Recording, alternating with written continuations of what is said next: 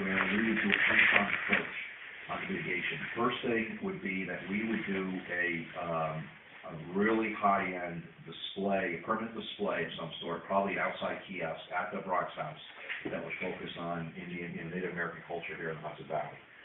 We have spoken with two of the collectors who have very extensive collection. One guy has his father and his grandfather's collection, and both of them had agreed to donate what we would need out of their collection, some really nice pieces that fit his collection, and that's significant.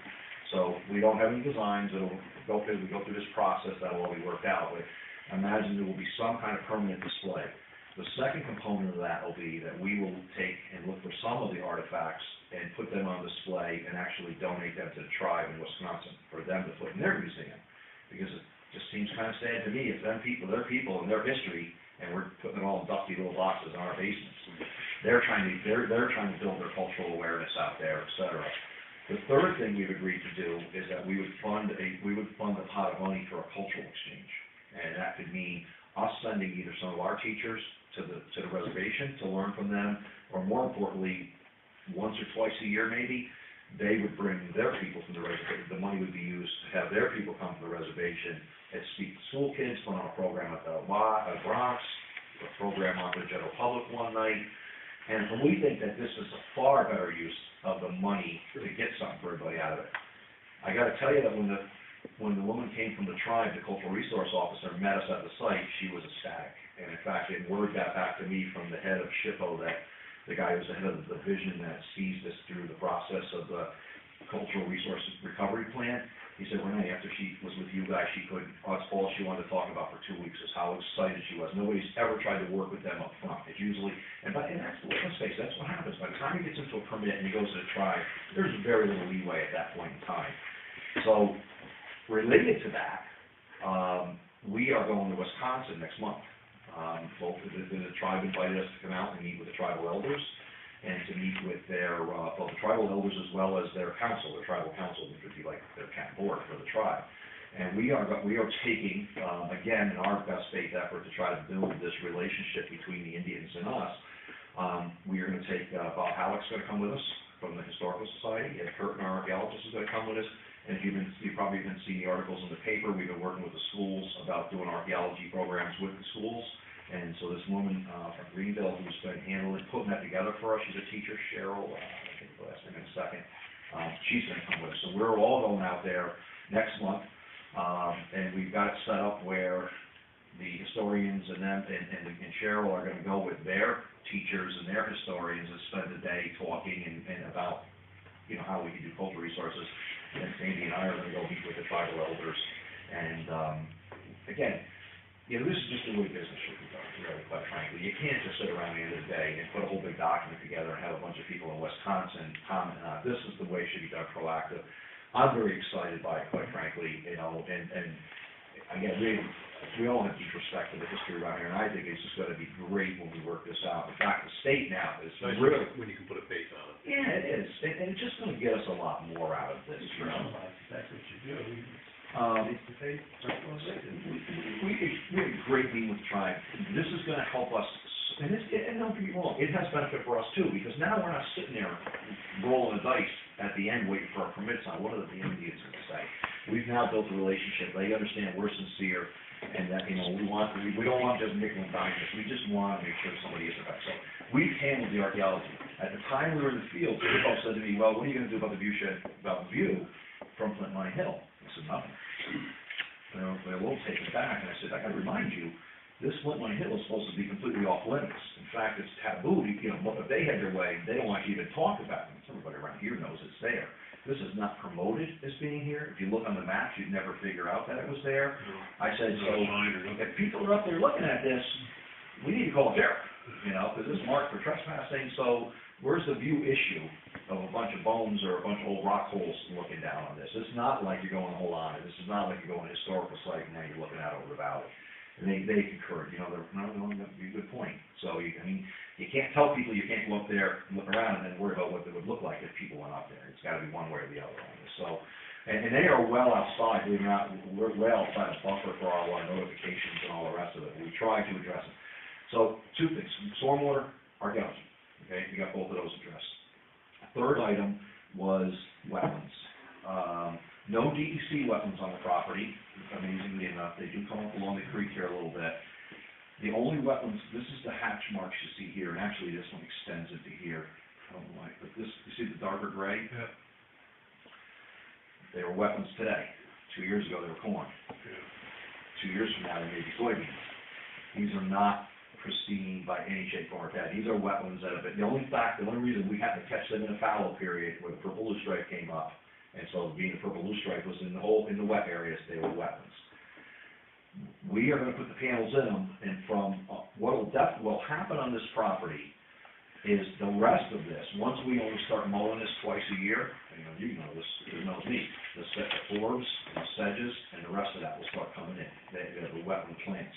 I am pretty much certain, this side here's got a little slope, so it may not, but I've only bet my entire career, all of this, when we get done, 2 years after, it'll all map as well. It'll all be loosestrife. Yeah, well, loosestrife will mow that out. Yeah. Loosestrife won't handle twice a year mowing, but, a lot of your sedges, your rushes, bull rushes and all that stuff, you get a wet spot in your fields, you mow it up, you roll it right up in the hay, but if you did it mowing like your lawn, they can't take that kind of mowing. So we're confident, we're gonna do mitigation for it, but the important part is that the impact is not, the impact is exactly what the impact is. The impact is a 4-inch pole or a 5-inch pole. It's not the 6x6 panel hanging up in the air over it. And that's what we had to get confirmed, and that's when we approached the Forest Take in other places. So take this one here, for example. We've done some rough calculations. This is about a 6-acre, what they call a wetland here. The poles themselves, out of 6 acres, the poles themselves only represent 235 square feet of impact, okay? We're pretty comfortable we can get this under a nationwide permit, less than half an acre of, quote-unquote impact. We're gonna do mitigation, even though we're gonna do it high-end like we're always gonna do. Probably not gonna propose constructing any more new wetlands, because at the end of the day, this will be 50 acres of wetlands 2 years from now when it stops getting farmed, and if you mow it enough to keep the loosestrife out. Loosestrife, if you cut it twice a year, the loosestrife won't come in. It'll keep it going. Very limited. There's a couple little patches, and there's some reed canary grass in here too, which is also another species. Now, the reed canary grass will handle twice a year mowing or 3 times a year mowing. The Phragmites, questionable, and they probably stunk it, and maybe kill that off. So, bottom line, we don't see wetlands as being a hurdle. What we're probably gonna do is offer, some wetland protection. We have another parcel along the grassland preserve, the one we got from Maybe donated. I'm kinda leaning towards that right now, where we would probably put another piece into land protection that's 10 times the impact or something like that. Again, way overboard on top shelf. So we've answered all the issues. The last one is habitat. This is grass area. We've been monitoring all this winter. Chad's been out there monitoring. Not a great year for monitoring, as you may know, because of all the snow layers, and it was just a tough snow for the birds with all the hard layers that got in it. The plan right now is to basically put conservation easements on an equal-sized hunk of flax parcel to the south. So we would offset permanent protection. Instead of us buying more grasslands like we've done in the past and putting them into fee title permanent, we put the conservation easement on this. And we'll have to satisfy the state with the DEC. And again, that meets our town code, above and beyond what our town code is for it.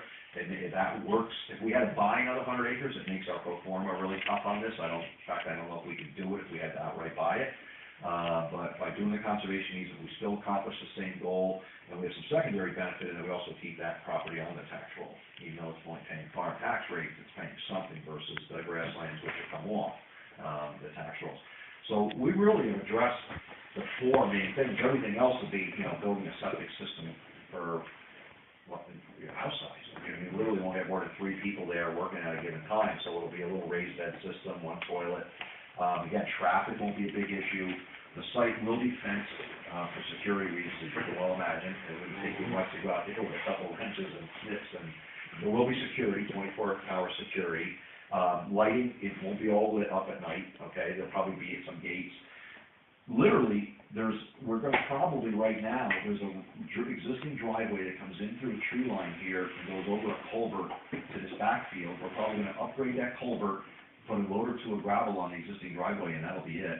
And then likewise, there's an old road, the old Farm to Market Road went down through here, and there's still a right-of-way to all these lots that are in here. So we have to maintain that, and what we're gonna do is that'll be our main, we'll basically, that's the one that goes straight back along the bicycle ridge in there. There's no barns in there? There's an old barn way back here, that's a box right there. That'll be the main road, the gate, the fence will be on the west side of that, so they may have a couple of gates. But they don't, we thought they were gonna wanna have roads off to the solar field, nope. Because You know, that road used to go from there over to there too. Yeah. We used to use that road. Yeah. Road in between. And we have the old AT&T right away, that's what you see here, so we gotta stay off that cable right away. Yeah. I don't know what it is, the IDA doesn't like to buy any property in this effect, I think we own like 90% of that AT&T right away, if we bring it down at this point. So we'll have to stay off that, and Flack does have a road down here right now to this point. He's got it, it's a shale road, and the grass is growing up, but it's a real beefy shale road. And we're just gonna, the only new road will be from that point, we'll replace the culvert, which is already in, and then we're gonna do a permeable road, okay, which will either be grass or it'll be the plastic cells with gravel in it, so it doesn't have the gravel packed in the water. Because then on the state, that doesn't be considered as impervious surface, because the water's able to hit it and soak right into it, doesn't run off. So that literally would be the only road. But as they said, what they'll do is if they gotta if they have to come in here and take care of this inverter, you know, that inverter, they can put on the back of a one-ton truck, you know, a little simple one-ton flatbed. And then they said if it's wet, we'll go rent a Bobcat for the day with, you know, low ground pressure tracks on it, we'll go out there with forks and we'll pick it up and we'll bring it in and out. So this doesn't need a ton of, you know, we'll be working up on the fire end of things too as part of the secret process, but again, this thing is so, controlled with relays and switches, and the panels themselves really don't burn, you know, I mean, you can't burn aluminum, you're not gonna burn, you can't get hot, you could burn aluminum if you get hot enough. You know, if you ever had electrical fire, the wire's all small gauge wire by the time it burns out, so it's very, very limited. And in fact, there's far more fire hazard just what goes up and down this railroad track every single day than what this will present. And then I think the last thing will be, there's about 2 in the city, and, there's not gonna be any avoiding that. Some of them will be a little more than others. One of them is, you know, quite frankly, by code, illegal residence, you know, and I would suggest that you gotta be really careful in how many rocks you throw when you're illegal yourself. But, this is not set in stone yet, but we budgeted to do the traditional, we'll plant some pine trees in your front yard.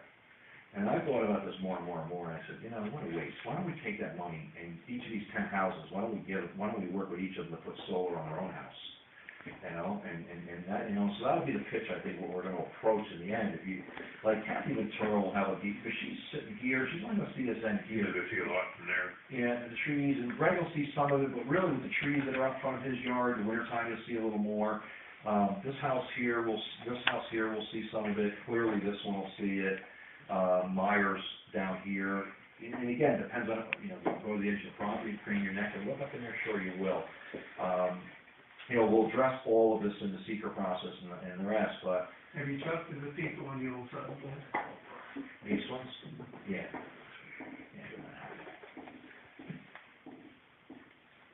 And, well, this is, these are the people who did some publication work for us and sold us all their work because of how green they were, and their inks and their recyclable papers and all the rest of it, and it's the only thing, sometimes you're not so green when it gets in your backyard, but we'll deal with that.